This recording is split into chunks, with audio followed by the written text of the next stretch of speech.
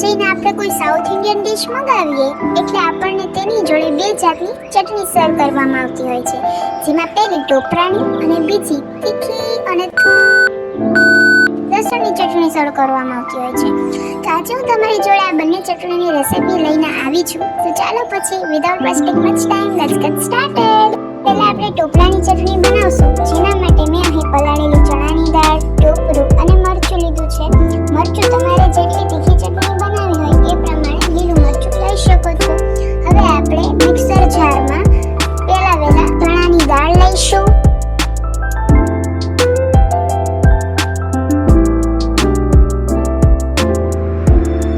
ત્યારબાદ અહીં આપણે સૂકું ટોપરું લઈશું.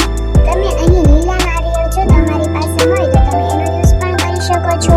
અને આપણે લીલું મરચું લઈ અને તેમાં આપણે મીઠું નાખી દઈશું.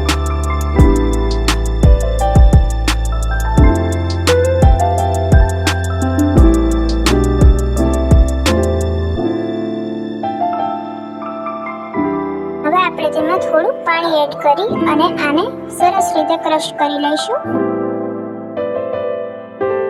તમે જોઈ શકો છો આપણે કેટલી મસ્ત ચટણી બનીને તૈયાર છે.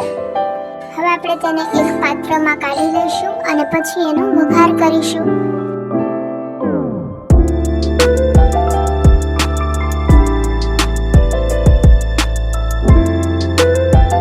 તેના વઘાર માટે આપણે અહીં એક પાત્રમાં થોડું તેલ લઈશું. અહીં મેં સિંગ તેલ લીધું છે, તમે કોઈ પણ રિફાઇન્ડ ઓઇલ લઈ શકો છો.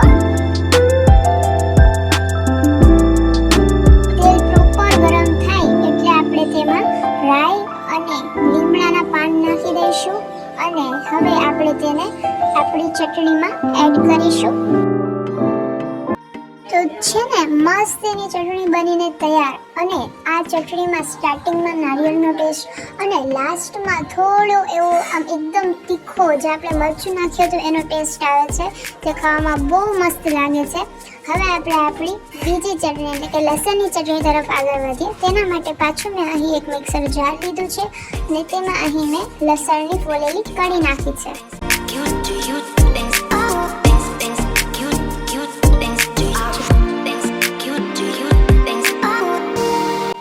હવે આપણે તેમાં મીઠું નાખીશું.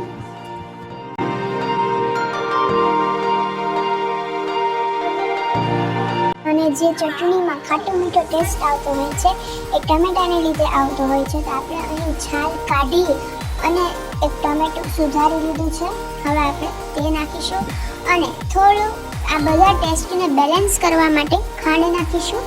અને હા, આ લસણની તીખી ચટણી છે, તો લાલ મરચું તમારે જેટલી તીખી ચટણી બનાવી હોય એ પ્રમાણે નાખીશું. જેમ કે તમને ખબર જ હશે કે ટમેટામાં ઓલરેડી પાણીનું પ્રમાણ હોય છે, તો પહેલાં આપણે થોડીક વાર પાણી નથી નાખવાનું. પછી આપણે બીજી વાર જ્યારે આપણું મિક્સર છે એ ટર્ન ઓન કરીએ ત્યારે આપણે તેમાં થોડું પાણી એડ કરીશું. તો મસ્ત એની લસણની ચટણી તૈયાર છે. હવે આપણે તેને સર્વ કરી લઈએ. તો હવે આપણી બંને ચટણીઓ તૈયાર છે. તમને આ રેસિપી કેવી લાગી એ અમને કમેન્ટમાં જરૂરથી જણાવજો. મળીશું એક નવા વિડીયો સાથે. ત્યાં સુધી જય શ્રી કૃષ્ણ.